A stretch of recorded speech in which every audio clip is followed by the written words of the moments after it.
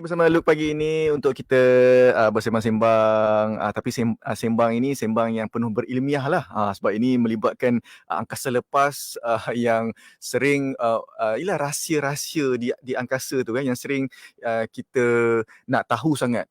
Bila ialah masa kecil-kecil sekolah, lu ingat tak bila kalau cikgu tanya nak jadi apa? Angkasawan.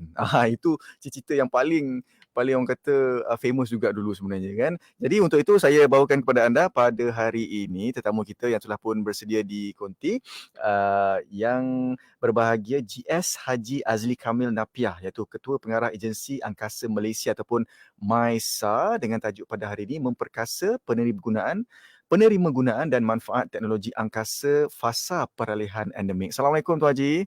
Waalaikumsalam warahmatullahi wabarakatuh. Sihat Alhamdulillah. Selamat Hari Raya, maaf Selamat lahir Hari batin. Raya. Okey, baik. Tuan Haji, mungkin pada awal ini Tuan Haji nak terangkan tentang apakah sebenarnya teknologi angkasa.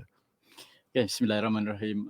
Terima kasih Luke dan Radio IKIM lah kerana memberi ruang ni dan tak terlewat untuk saya ucap selamat Hari Raya juga Mak Zaitin pada semua pendengar Radio IKIM lah.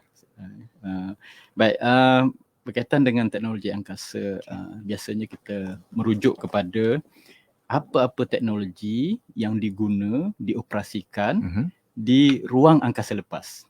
Okey. Ruang angkasa lepas ini biasanya kebanyakan negara akan merujuk kepada 100 km daripada permukaan bumi ke atas. Maknanya apa-apa teknologi yang ada di atas sana tu boleh dikategorikan sebagai teknologi angkasa. Hari ini kalau kita lihat, mungkin negara-negara maju memang mereka telah menerokai teknologi ini sejak sekian lama. Tapi bagi negara-negara yang membangun, ya, kita sebahagiannya mungkin ada yang sedar ataupun tidak sedar bahawa teknologi angkasa ni sebenarnya kita telah gunakan hari-hari. Macam mana tu? Sebagai contoh saya bagi, hari ini kita bersiaran, kita menggunakan teknologi satelit. Allah, tak sedar pula saya. Itu antara yang kita lah. Kemudian hari ini kita biasa dengan mencari tempat, umpamanya tempat lokasi rumah, kenduri kahwin, apa semua. Itu semua adalah GPS asasnya GPS, apa tu, Global Positioning System. Asasnya adalah teknologi angkasa.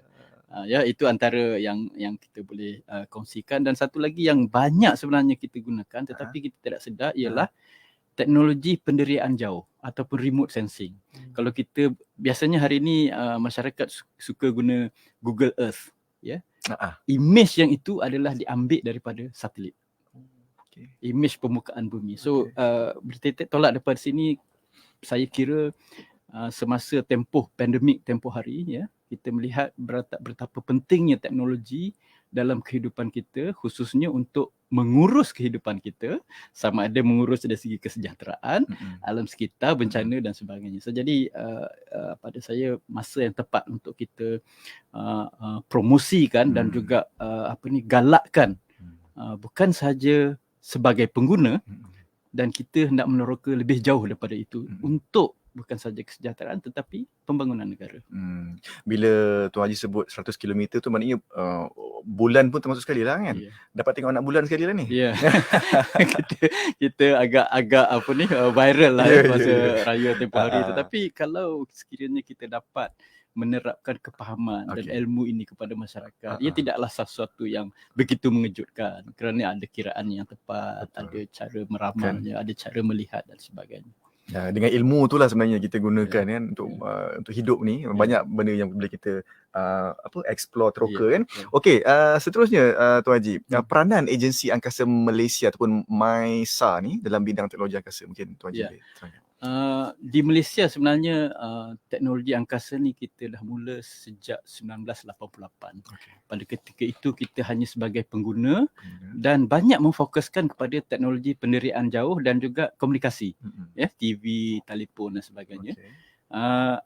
Apabila teknologi itu semakin maju, maka kerajaan pun telah melihat suatu kepentingan kepada teknologi ini dan ditubuhkanlah pusat remote sensing negara dan agensi angkasa negara, dan akhirnya 2019 digabungkan jadi satu ekosistem yang besar dipanggil Agensi Angkasa Malaysia.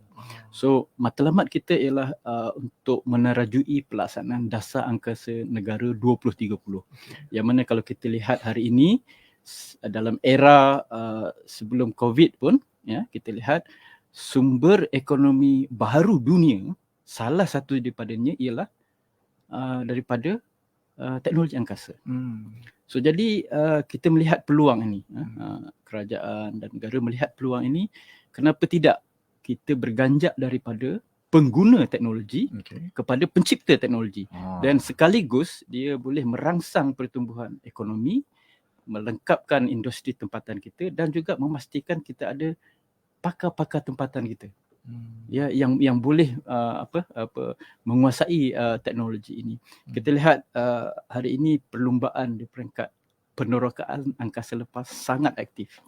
Ya, kerana kita lihat dari segi keperluan, kalau saya boleh kupas, ialah keperluan komunikasi. Ya, kita masih lagi menghadapi masalah di kawasan-kawasan liputan umpamanya kan. Tetapi inilah sebenarnya ruang-ruang yang boleh kerajaan teroka supaya kita juga mempunyai kapasiti ini. Ya, kita lihat talian internet kita masa kita bercakap pasal 5G lah, negara lain pun dah 6G dan sebagainya. So jadi pentingnya penguasaan teknologi lah sebab kita nak menjadi pembangun kepada teknologi ini, dan akhirnya kita boleh memastikan masyarakat kita juga mempunyai peluang-peluang untuk mengguna pakai teknologi ini secara lebih meluas. Maknanya saya dah nampak lah apa yang Tuan Haji nak sampaikan ni. Maknanya teknologi angkasa lepas ni boleh digunakan untuk membantu kehidupan kita secara menyeluruh lah. Termasuklah manfaatnya ini boleh digunakan dalam kehidupan kita lah. Dan juga kalau kita tengok manfaat dalam untuk meningkatkan kecekapan penyampaian perkhidmatan kerajaan. Bagaimana Tuan Haji boleh kupas tentang perkara ni? Okey, teknologi angkasa ni kalau kita lihat secara operasinya, dia ada dua bahagian. Satu bahagian huluan, satu bahagian hiliran. Kita bermula dengan bahagian hiliran, iaitu kita mengguna pakai teknologi. Hari ini kalau kita lihat penggunaan image daripada satelit itu telah mencakupi pelbagai aspek bidang dalam negara kita. Saya boleh senaraikan. Contohnya dalam aspek keselamatan makanan. Hari ini kita telah bantu nelayan-nelayan kita untuk menangkap ikan. Hanya perlu menggunakan GPS kedudukan yang kita beri pada mereka dan boleh terus pergi ke laut dan tangkap ikan. Oh, maknanya kalau pergi laut ada GPS yang boleh detect lah? Ya, sebab imej satelit yang ditangkap dari ketinggian 400 ke 500 km di atas sana mengumpulkan pelbagai maklumat permukaan bumi. So, kita boleh pilih maklumat yang mana kita nak. Sama ada yang boleh membantu usaha kita dalam pertanian, pengurusan sumber, perhutanan umpamanya, komoditi, ataupun nelayan dan sebagainya lah. Dan ini kita telah buktikan dengan kita bangunkan aplikasi itu secara dalaman untuk membantu pihak-pihak ini, sehingga kini telah ada 40 aplikasi pelbagai bidang, termasuk perhutanan, pertanian dan sebagainya. Kalau hari ini contohnya saya lah sebagai anak petani, saya tak perlu balik ke kampung, saya hanya melihat daripada imej satelit kita apakah keadaan bendang saya di kampung. Itu sebagai contoh lah. Tetapi sebenarnya dari peringkat yang lebih berkesan ialah bagaimana pihak Kementerian Pertanian, Jabatan Pertanian memantau 12 jelapang padi seluruh negara untuk memastikan tanaman kita dapat menghasilkan impak yang betul, dan yang lebih penting sebelum tuai dah boleh ramalkan berapa hasil padi kita pada musim itu. So jadi ini juga membantu kerajaan untuk merancang dari segi ekonominya, kekurangan, kelebihan dan sebagainya, perlu import atau tidak. Sama juga macam ikan tadi kan. Dan hari ini kita telah luaskan penggunaan ini pada komoditi-komoditi yang lain. Tanaman lada, dan hari ini saya boleh kongsikan kenaf juga adalah satu komoditi baru yang boleh menjana pendapatan di peringkat petani-petani kecil di luar bandar. Okey. Alam dah cakap pasal ekonomi tu, nantilah Tuan Haji akan bercakap tentang ekonomi, bagaimana MISA ni melihat teknologi angkasa ni dapat menjana kepada pertumbuhan ekonomi negara. Tadi Tuan Haji pun dah sentuh sikit petani macam penanam padi kan. Saya duk bayangkan apa tahu? Saya tak bayangkan padi, saya bayangkan macam sayur-sayuran, cili ke, boleh tengok daripada satelit kan, dan boleh kita panggil mencerap mencerap di permukaan bumi. Menarik Tuan Haji. Baik, kita akan berehat kejap. Okey, anda jangan ke mana. Satu ilmu yang bagus untuk didengari pada kali ini untuk segmen hebat kita. Kita akan kembali selepas ini hanya di Warna Pagi Radio Kim, inspirasi info Islam. Saya dah solat? Dah mak? Apa sah? Tadi bukan main lawa lagi dengan lipstiknya, dengan foundationnya. Dah bersih saya cuci, Mak. Apa sah? Cepatnya. Jangan buat main-main lah. Tak sah wuduk nanti. Mak, Sa kan pakai Nuraisa. Nuraisa ni kan kosmetik mesra wuduk. Senang nak bersihkan dan nak tanggalkan. Apa sah? Nuraisa lah, Mak. Nuraisa. Nuraisa, kosmetik mesra wuduk Nuraisa. Institut Kefahaman Islam Malaysia akan mengadakan Kongres Nasional Islam, Keluarga Malaysia dan Keharmonian membina agenda kalis cabaran masa depan pada 19 hingga 20 Mei 2022 bersempena sambutan ulang tahun 30 tahun IKIM. Yang amat berhormat, Datuk Seri Ismail Sabri bin Yaakob, Perdana Menteri akan merasmikan program tersebut. Program ini akan disiarkan secara langsung menerusi Facebook IKIM dan TV IKIM. Untuk mendapatkan maklumat lanjut berkenaan program ini, sila layari laman sesama IKIM di www.ikim.gov.my atau hubungi unit program dan latihan di talian 0362046320 atau 6322.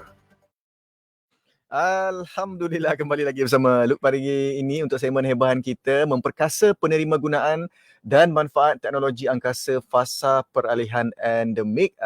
Alhamdulillah, GS Tuan Haji Azli Kamil Napiah, Ketua Pengarah Agensi Angkasa Malaysia ataupun MAISA, masih lagi bersama dengan kita.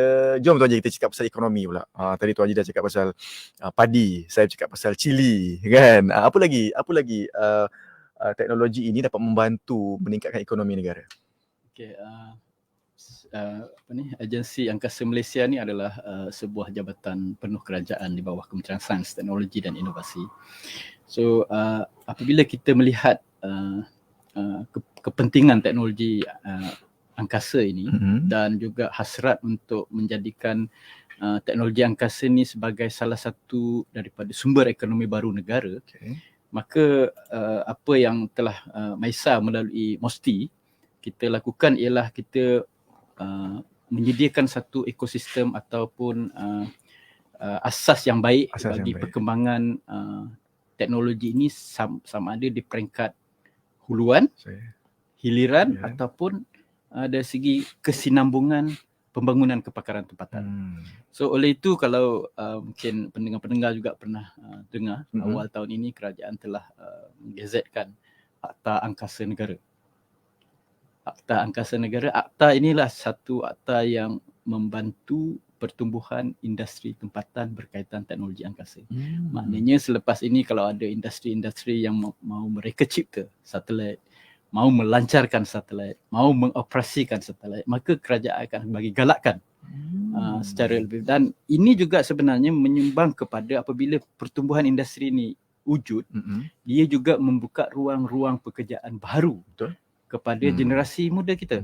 Ya, hari ini kita minta generasi muda kita mengambil bidang sains, STEM dan sebagainya. Tetapi akan timbul persoalan nanti ke mana mereka nak berkarya selepas habis. Jadi ini ada satu strategi yang kita cuba bangunkan dan alhamdulillah hari ini pemula-pemula industri juga telah mula bergiat aktif lah. Alhamdulillah, dan kita pun sedang cuba memfokuskan lagi tumpuan utama kepada industri teknologi angkasa yang berkaitan. Hasrat kita ialah apabila industri berkembang nanti, ya, bukan saja di peringkat penggunaan, rakyat menggunakan instrumen-instrumen yang betul dan penggunaan teknologi ini semakin baik, kita jangkakan sehingga 2030 insya-Allah pembangunan teknologi angkasa akan menyumbang sekurang-kurangnya 3.2 bilion dalam keluaran dalam negara kasar, insya-Allah. Ini kita dah jangka sebab sehingga hari ini penglibatan aktiviti-aktiviti berkaitan teknologi angkasa telah menyumbang sekitar 22.5 juta. Sehingga tahun 2020 yang lepas. So jadi kita rasa ini juga akan membuka peluang pekerjaan baru kepada industri muda sehingga 5,000 peluang menjelang 2030, dan saya jangkakan dia akan bertambah sekiranya ya teknologi ini dapat dikembangkan dengan lebih baik. So itu antara yang kita cuba usahakan sehingga hari ini, dan kita jangkakan sehingga 2030 beberapa program besar yang sedang kita rangka. Contohnya kita ingin melancarkan satelit kita sendiri menjelang 2025 insya-Allah. InsyaAllah. Dan ini juga pada masa yang sama akan memberi impak kepada industri pembuatan negara. Selain daripada aspek hiliran yang saya sebutkan tadi. Saya pasti Tuan Haji Azli dan pasukan kan semua bertungkus-lumpus lah untuk menjayakan apa yang telah penyiasatkan oleh kerajaan kan. Termasuklah ada R&D-nya tersendiri, penyelidikan dan pembangunan. Mungkin Tuan Haji nak terangkan sekarang ini berkenaan dengan R&D ini untuk digunakan sebagai menjana ekonomi negara dan pendapatan rakyat khususnya. Salah satunya ialah saya sebut berkaitan dengan bagaimana kita nak membantu pembangunan industri berkaitan dengan saya. Teknologi angkasa ni kalau kita lihat secara asasnya dia satu teknologi maju dan sangat mahal. Betul. Dan kalau kita satu syarikat yang pemula nak meneroka teknologi ini, dia memerlukan satu dana yang cukup besar. Sebab itu apabila kerajaan membuka ruang ini, kerajaan telah menyediakan satu ruang baru kepada industri pemula dengan boleh memanfaatkan infrastruktur yang kerajaan telah sediakan. Contohnya kita ada satu makmal pemasangan, integrasi dan pengujian satelit di Banting. Satu yang saya kira yang terbesar di rantau Asia Tenggara. Okay. So ini boleh dimanfaatkan oleh industri-industri kita untuk cuba mengguna pakai perkhidmatan ini dan pada masa yang sama kita menggalakkan pertumbuhan lah. Yang keduanya dalam aspek hiliran yang saya sebutkan tadi. Saya kira sasaran kami setiap tahun kami akan buat sebagai peneraju, kita akan cipta 5 aplikasi baru berasaskan kepada keperluan sama ada kementerian, agensi, NGO ataupun masyarakat. Contohnya dari segi keperluan menangani pengurusan bencana. So kita boleh gunakan apa-apa teknologi, sama ada teknologi remote sensing, teknologi komunikasi untuk kita membina satu ruang bagaimana kita cuba mengurangkan impak terhadap bencana yang kita lalui. Negara kita adalah satu negara yang boleh katakan menghadapi bencana sepanjang tahun. Betul. Kita cerita sebagai banjir, kita cerita tanah runtuh, kita cerita kebakaran hutan, kemarau dan sebagainya. So jadi ini adalah cabaran kita semua dan saya fikir kalau kita boleh bersama-sama dengan rakyat memahami keperluan ini, maka teknologi ini akan memberi impak yang cukup besar dalam pengurusan kehidupan kita. Okey. Dan difahamkan juga sekarang ni MOSTI ada menganjurkan Minggu Sains Negara. Mungkin Tuan Haji nak jelaskan sikit tentang Minggu Sains Negara ini dan kemudian kita pergi pada harapan. Silakan. Minggu Sains Negara ini sebenarnya kita menyahut kepada juga fokus kita atau tumpuan kita dalam pembangunan teknologi angkasa. Sebab pembangunan teknologi angkasa macam saya sebutkan tadi, peringkat awal kita sebagai pengguna, kita manfaatkan. Kemudian kita perlu melangkah kepada peringkat selanjutnya iaitu meneroka peluang baru, mencipta teknologi baru. Dan yang terakhir sekali, kita mesti ada satu kesinambungan kepakaran tempatan kita. Maknanya kita tidak mengharapkan kebergantungan kita dengan negara luar terlalu besar. So, jadi dalam meningkatkan kesedaran atau pembudayaan inilah kita cantumkan dengan inisiatif MOSTI iaitu Minggu Sains Negara. So dalam Minggu Sains Negara ada satu skop yang khusus iaitu yang merujuk kepada teknologi angkasa. Yang ini kita cuba kembangkan pembudayaan dan kesedaran di peringkat awal lagi. Memang benda ni setiap tahun, tetapi tahun ini kita mulakan di peringkat MOSTI sendiri dimulakan sejak bulan April sehingga Oktober 2022. Baru lagi lah. Baru lagi. Dan untuk teknologi angkasa ialah pada bulan September. So jadi ada beberapa perkara yang kita laksanakan aktivitinya untuk menarik minat dan juga kesedaran, bukan saja di peringkat masyarakat keseluruhan, tetapi di peringkat yang paling bawah sekali, di peringkat pelajar-pelajar. Kerana kita faham kalau hendak menjadi seorang angkasawan, macam Luke mungkin bercita-cita menjadi seorang angkasawan. Dulu. So maknanya angkasawan ini dia perlu dibentuk daripada awal. Dia bukan boleh ambil sewenang-wenang nak diambil siapa nama, tidak. Dia kena Bukan macam dibentuk tu je daripada kan. awal. Ya. So inilah yang kita perlu tanamkan, macam kita tanam pokok, kita tanam daripada biji. Dia kita bentuk dia, kita bajakan dia supaya dia memang sesuai kerjaya dia sebagai angkasawan. Sebagai contoh. Dan dalam kita menyahut cabaran Minggu Sains Negara ini, iaitu untuk membudayakan teknologi ini, antara program-program yang kita sediakan antaranya ialah From Ice to Space. Ya, kita ada satu infrastruktur yang tercanggih di Langkawi. Macam dalam slide ni lah kan. Apa Observatory Nasional Langkawi, satu ikonik negara yang menjadi rujukan seluruh dunia berkaitan dengan astronomi. So di situ kita melihat bagaimana kita nak menanamkan minat terhadap astronomi. Kita faham kalau satu ketika dulu kita didedahkan bahawa ilmu-ilmu falak, ilmu ini sebenarnya diterkai oleh orang Islam pada ketika dulu. Betul. Dan ini kalau kita tidak ada kesinambungan untuk pengetahuan ini, maka dia akan hilang dari segi asasnya itu. So jadi itu satu yang kita bukakan. Bukan semua dapat penyertaan ini, tetapi kita menggalakkan di peringkat awal lagi penyertaan ini. Dan yang keduanya ialah kita sebut program pertandingan Kibo Robot Program. Ini pertandingan ini adalah satu kerjasama kita dengan peringkat antarabangsa, iaitu JAXA, iaitu sebuah agensi yang menerajui teknologi angkasa lepas di Jepun. Program Kibo Robot Program ni sebenarnya ialah antara cabaran kita melihat generasi muda kita ni terlalu minat dengan programming, komputer dan sebagainya. Kenapa tidak kita asahkan dia untuk kita ajar dia bagaimana membentuk satu programming komputer untuk dia berkomunikasi dengan robot yang ada di International Space Station. Memang cabaran, memang seronok dan ya kita tahu di angkasa lepas limitasi ialah tidak ada manusia lah. Boleh hantar tetapi ada tempoh yang tertentu, kos dan sebagainya. Tapi dengan program ini bagaimana kita nak mengendalikan robot yang ada daripada bumi. So ini cabaran ini memang diminati. Setakat hari ini 12 negara telah menyertai program ini, termasuk Malaysia, dan kita menggalakkan pelajar-pelajar kita yang berminat terhadap program ini untuk kita sokong penyertaan dia di peringkat antarabangsa.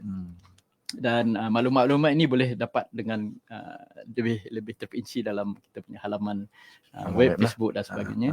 Dan yang terakhir sekali ya penyertaan MySTEM at Space. Yang ini aktiviti ini memang kita khususkan kepada peringkat pelajar murid-murid tahun 1, tahun 2, tahun 3, tahun 4 dan 5, 6 lah, sebab kita nak membina asas yang betul dalam menguasai teknologi, khususnya teknologi angkasa. Minat ini pada saya perlu kita bangunkan sebab teknologi berubah. Kita tidak boleh berhenti dalam meneroka teknologi kerana teknologi berubah. Okey, baik. Menarik apa yang Tuan Haji dah sampaikan tadi. Kalau anda sekarang berada di Facebook kami secara live dan juga YouTube kami secara live, dapat saksikanlah ini hasil imej dari ONL menggunakan sistem teleskop solar. Saya kira yang belah kanan bawah sekali itu matahari tu kot. Yang kuning tu semua matahari. Cuma matahari. Apa yang kita nak tunjuk di sini ialah di dalam matahari itu sendiri ada satu aktiviti yang sangat aktif, iaitu pengeluaran haba yang macam gunung berapi lah. Dan suhu dia sangat panas. Dan apa yang penting kat sini ialah kita nak melihat sekiranya ia berlaku, ada tak kesan kepada kita di bumi. Itulah kalau kita faham ya, kita berada di Khatulistiwa, satu kedudukan yang sangat istimewa. Tuhan jadikan alhamdulillah. Kita nak pergi ke angkasa lepas pun jaraknya pendek berbanding dengan yang lain, dan kesan matahari ni pun sebenarnya banyak kepada hemisfera utara berbanding kita. So jadi kita banyak bersyukur sebenarnya dari segi fenomena-fenomena angkasa ini. Kita berada di kawasan garis khatulistiwa yang boleh dikatakan agak baik lah berbanding dengan yang lain. Walaupun disebutkan tadi banyak bencana yang berlaku, tapi kita masih lagi bersyukur pada di Khatulistiwa. Okey Tuan Haji, di akhir ni mungkin ada harapan Tuan Haji berkaitan kita punya perbincangan pada hari ini, silakan. So apa yang saya harapkan ialah pertama sekali Mungkin perkara yang paling mudah ialah kalau kita sebut teknologi angkasa. Jangan kita terlalu takut teknologi ini wah terlalu canggih. Tidak sebenarnya. Teknologi ini adalah teknologi yang kita gunakan seharian. Dan yang paling penting juga kita perlu memanfaatkan teknologi ini untuk kita menguruskan kehidupan kita di permukaan bumi. Untuk di peringkat yang lebih jauh nanti ialah keperluan untuk kita menguasai ilmu ini. Sebagaimana yang kita sebagai khalifah di permukaan bumi, kita perlu melengkapkan diri kita. Di mana teknologi ini mampu membantu kita menguruskan kehidupan kita dengan lebih baik. Dan saya yakin insya-Allah teknologi angkasa kalau kita dapat laksanakannya dengan betul, ia bukan saja memberi kesejahteraan kepada kehidupan kita, tetapi pada masa sama juga menyumbang kepada sumber ekonomi baru kepada negara kita, insya-Allah. Cantik Tuan Haji. Terima kasih banyak Tuan Haji ataupun GS Tuan Haji Azli Kamil Napiah, Ketua Pengarah Agensi Angkasa Malaysia ataupun MAISA. Pada hari ini bercakap tentang memperkasa penerima gunaan dan manfaat teknologi angkasa fasa peralihan endemik. Terima kasih Tuan Haji. Jumpa lagi. Okey. Assalamualaikum. Waalaikumsalam warahmatullahi. Baik, itu menutup talian pagi kita pada hari ini. Terima kasih kepada sahabat-sahabat semua kerana terus setia bersama dengan kami. Mohon maaf sebarang kekurangan. Saya mohon undur diri.